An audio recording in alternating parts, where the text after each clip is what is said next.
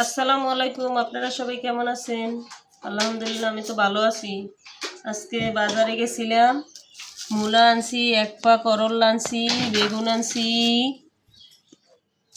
তারপরে এই যে চিংড়ি মাছ আনছি, এর সাথে এই যে সমুদ্রের ছোট ছোট মাছ পাইছি। এই যে চিংড়ি মাছ অনেকগুলো, এগুলো বোনা করবো। আর এই যে মূলা দিয়া এইটা একটু ঝোল ঝোল করে রান্না করব ছোট মাছ দিয়া। আর বেগুন ভাজা করব। আর বেগুনের পাশে ধনিয়া পাতা। ধনিয়া পাতা আনছি, বেড়ে 5 টাকা দিয়েছে। 5 টাকা পাইতাম, কয় ধনিয়া পাতা নিয়ে যান, পরে ধনিয়া পাতা আনছি। সুন্দর আছে বেগুন দিয়ে, অনেক টাটকা টাটকা বেগুন। মাইন এদিকে আসো, আও এদিকে আসো।